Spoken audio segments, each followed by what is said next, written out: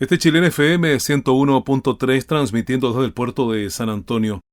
La agresión sufrida por la profesora Elena Cano Ramírez, quien fue brutalmente golpeada por un estudiante de 14 años en el Liceo Bicentenario de Excelencia de Trehuaco, ha generado conmoción y reabierto el debate sobre la convivencia escolar, la salud mental y la inclusión educativa. La docente permanece hospitalizada tras una compleja operación, mientras la familia del agresor argumenta que el adolescente tiene autismo, lo que ha sumado complejidad al análisis del caso. Para comprender las múltiples dimensiones que confluyen en este hecho, conversamos a partir de ahora con la doctora Evelyn Cordero Roldán, quien es especialista en neurociencia y educación y directora de la Fundación Arrebol. ¿Qué tal, doctora Cordero? Muchas gracias por atender nuestro llamado. Muy bien, Luis, muchas gracias por la invitación.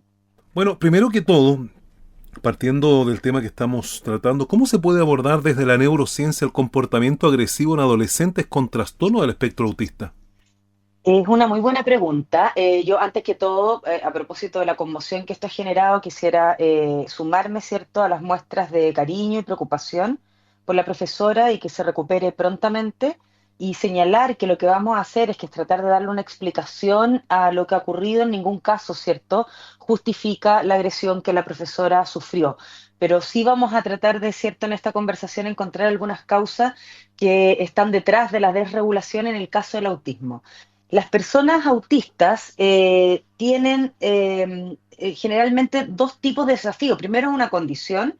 El autismo, una condición del neurodesarrollo, no es una enfermedad, por lo tanto no existe un tratamiento específico para el autismo.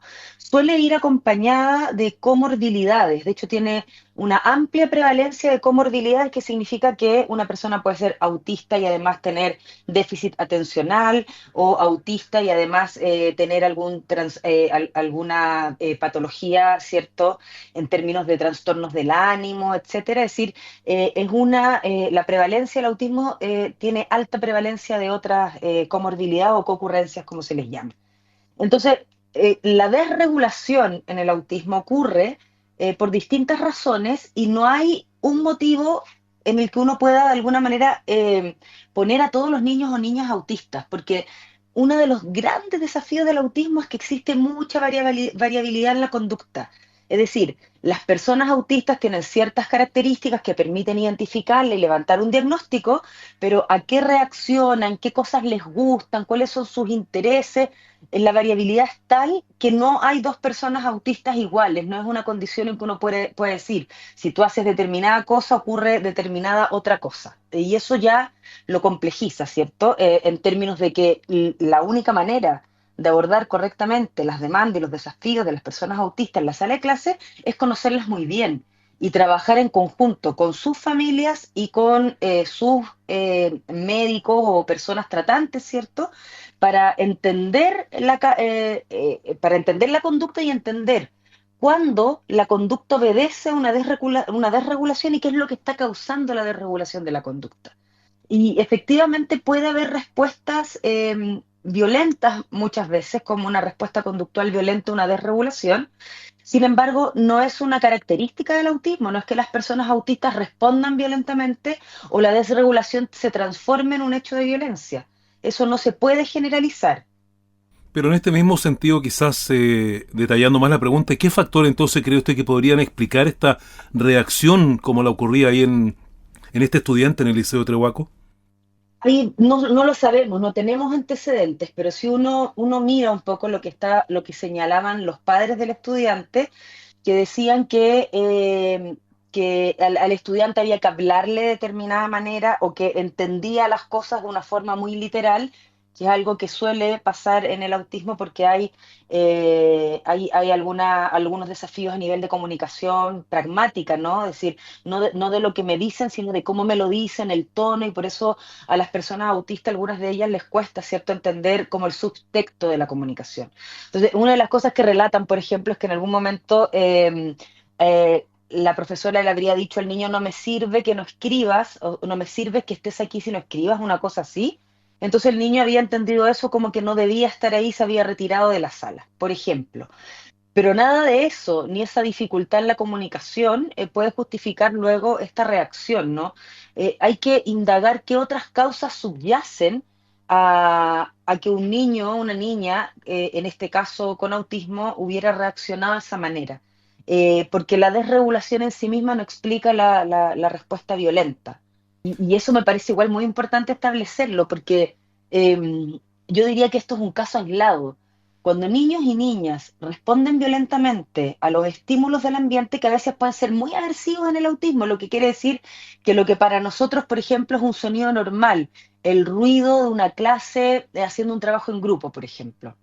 Eso es un sonido que para la mayoría de los niños y niñas en la sala de clase no debería significar mayor problema, ¿no? Pero para un niño o niña autista que está en ese entorno y que tiene una sensibilidad especial respecto de los sonidos, podría ese sonido efectivamente serle aversivo y generarle una respuesta de mucha incomodidad.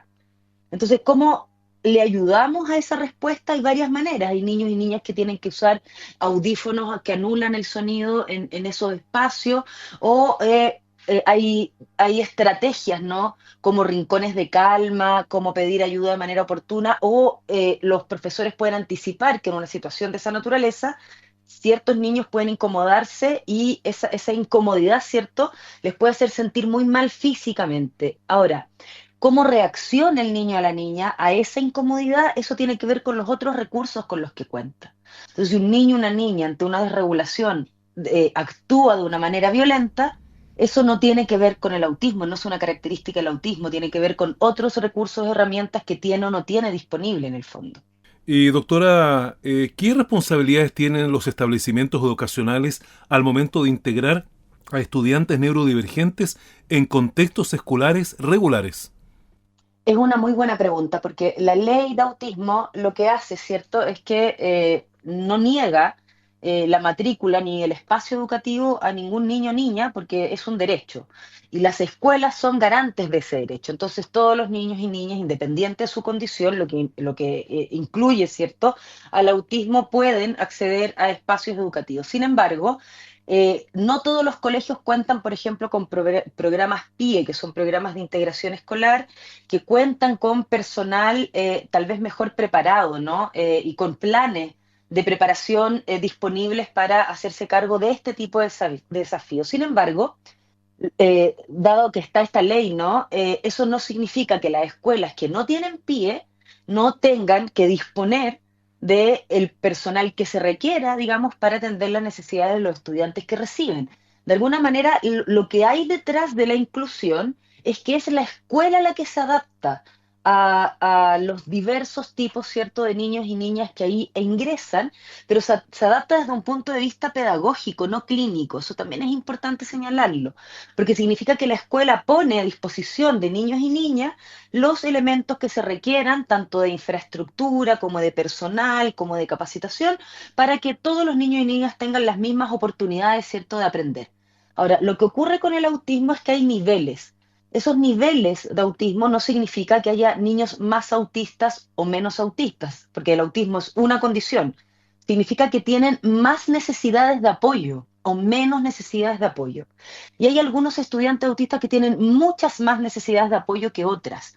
Y en ese sentido, la escuela debiera proveer, ¿no?, en conjunto y en acuerdo con la familia y con los equipos, ¿cierto?, que tratan esta condición, de que el espacio se adapte de la mejor manera posible a esas necesidades, con cosas pedagógicas, insisto en eso. Por ejemplo, un niño o una niña autista que no escribe ni lee, porque tiene un tema motriz que le impide escribir, perfectamente podría usar un dispositivo electrónico para tomar notas, grabar ciertos aspectos de la clase y sustituir los cuadernos.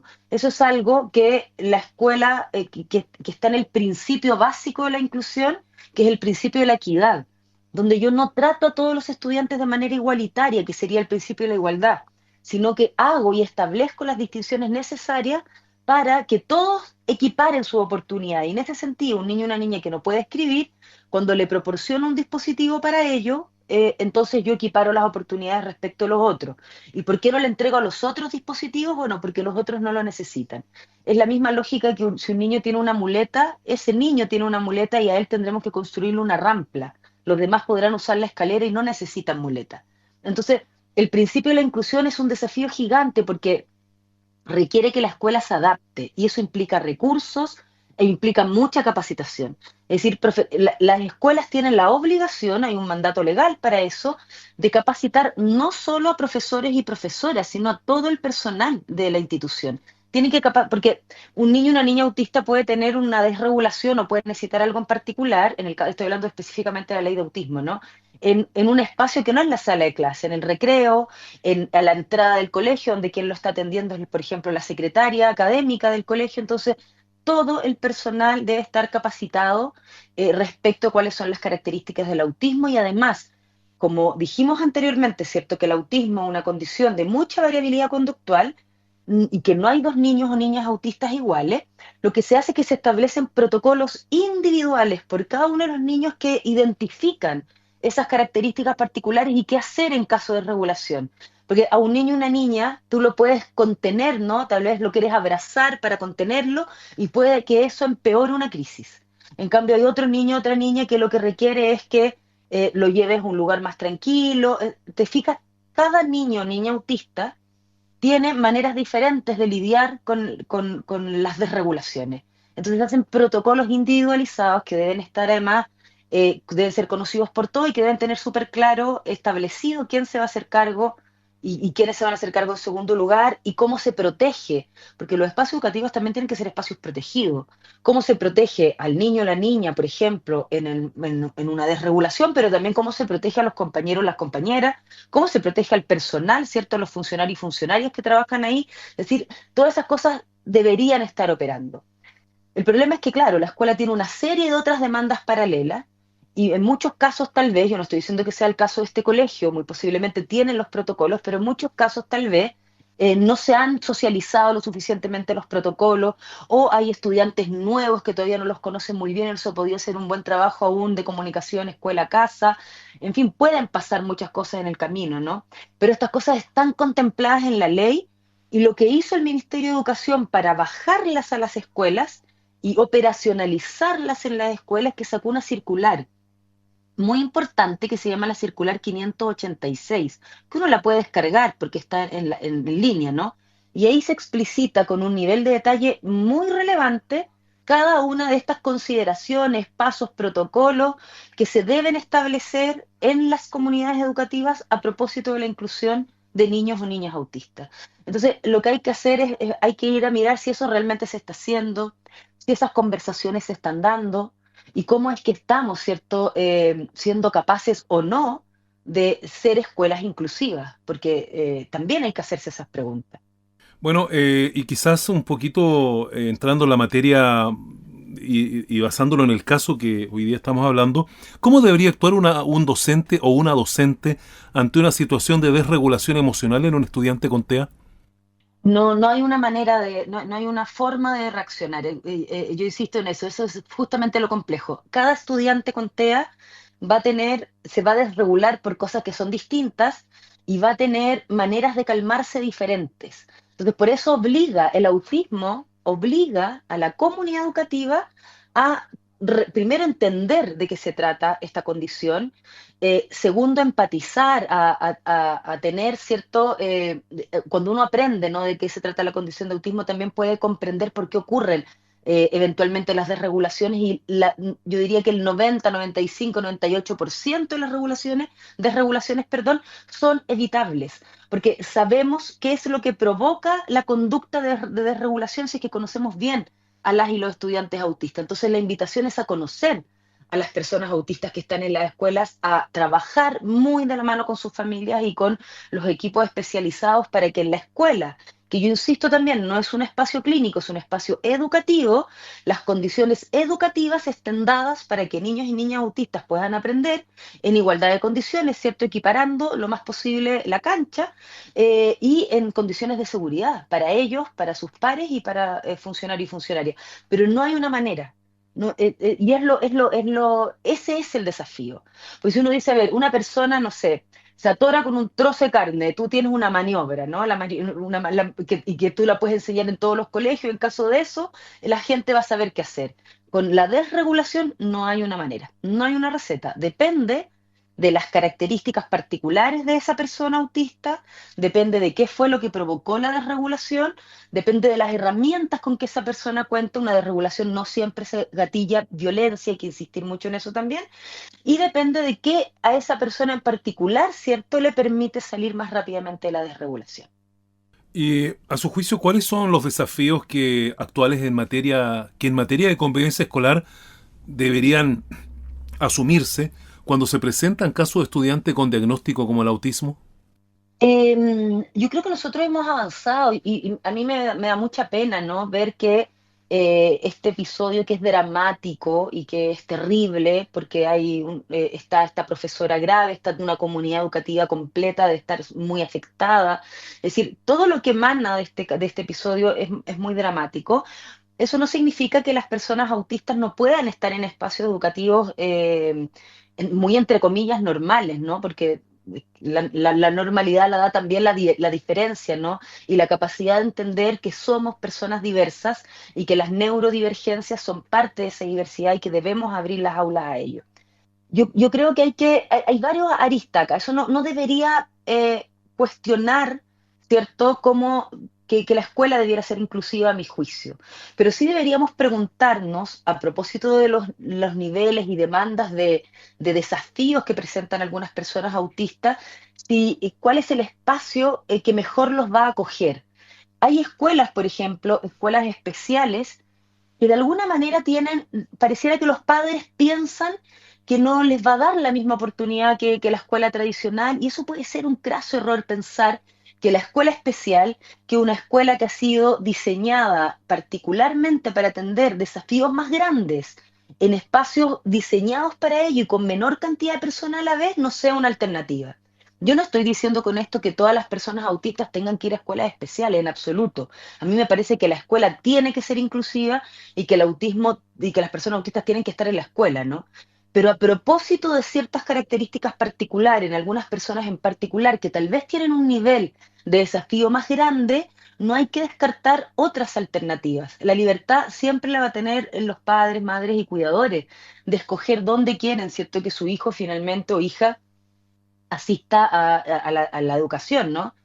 Pero me parece que tal vez también es momento de hablar de que además de este anhelo, que yo creo que es un muy buen anhelo, de que la escuela sea inclusiva, también hay espacios alternativos para situaciones tal vez más complejas de abordar.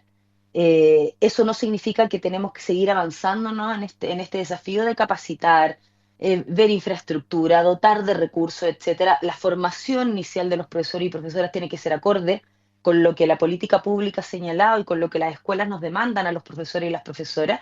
Entonces, hay un gran camino que recorrer. El problema con las leyes, que fue un proyecto largamente empujado por las comunidades de personas autistas, es que muchas veces llegan y se instalan sin que el ambiente, el espacio esté preparado para ello. Eh, y por lo tanto hay que ir haciendo algunas cosas un poco a destiempo. Eso no significa que no sea un buen propósito el que la escuela sea inclusiva, creo yo. Bueno, a esta hora les recuerdo que conversamos con la doctora Evelyn Cordero Roldanes, quien es especialista en neurociencia y educación y directora ejecutiva de la Fundación Arrebol. Doctora Cordero, ¿qué rol cree usted que juega la formación docente en la prevención de situaciones de violencia que involucran a estudiantes con necesidades educativas especiales? Me parece que juega un rol crítico porque en particular en las neurodivergencias, las decisiones que se puedan tomar pueden ser muy contraintuitivas. A veces incluso pueden exacerbar la conducta que queremos regular. Por ejemplo, en el autismo. Si yo tengo un estudiante que se desregula en clase y comienza, no sé, a hacer ruidos, y entonces, y eso interrumpe, ¿no?, lo que está pasando en la sala de clase, y yo decido, para evitarme esa interrupción, sacar al estudiante de la sala de clase, puede que el estudiante vea en salir de la sala de clase un premio. Entonces puede que yo, con una medida disciplinaria que con todo el resto de los estudiantes funciona porque entienden que es una sanción a una conducta, en un estudiante autista exacerbe la conducta. Porque dice, ah, claro, mira, resulta que cuando yo hago este ruido me sacan de la sala, quiero salir de la sala, voy a hacer un ruido, ¿te fijas? Entonces, a veces las medidas tradicionales o eventualmente la manera en que entendemos la conducta es muy distinta en el autismo y por lo tanto la capacitación es crucial. Debemos formar profesoras, profesores, ¿cierto? En la gama de la neurodiversidad y debemos dotarlos de herramientas concretas primero para que comprendan las distintas neurodivergencias y para que sepan con qué herramientas cuentan, ¿cierto?, a la hora de tener que tomar decisiones pedagógicas. Y nosotros tenemos una carrera particular que se encarga de eso, la psicopedagogía, la educación diferencial. Pero si el aula va a ser inclusiva con las demandas y desafíos que eso implica, entonces la formación del profesor tiene que tener un fuerte componente en este aspecto, creo yo. Bueno, doctora Cordero, le queremos agradecer los minutos que nos ha dado aquí en Chilena FM de San Antonio para poder hablar de este tema que realmente ha conmocionado a todo nuestro país. Finalmente, quisiera consultarle qué aprendizajes cree usted que deja este caso para el sistema educativo chileno en cuanto a inclusión, formación docente y convivencia escolar. Yo espero que luego podamos tener aprendizajes mejores, ¿no? En la medida que pase el tiempo, esperar que la profesora se recupere, recabar antecedentes para entender mejor, ¿cierto?, qué ocurrió.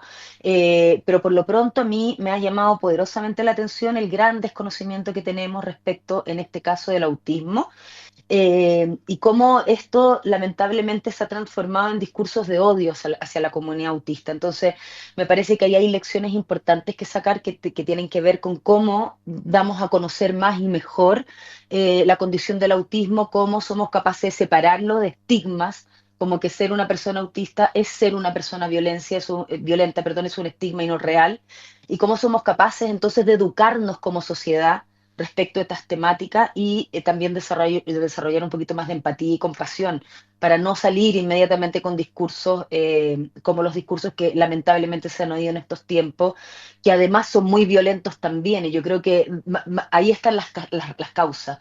Si la escuela es violenta, si niños y niñas reaccionan de manera violenta, no tiene que ver con el autismo, tiene que ver con que hemos de alguna manera como sociedad, no solo favorecido, sino que hemos hecho oído sordo y vista gorda, ¿no?, respecto de la violencia.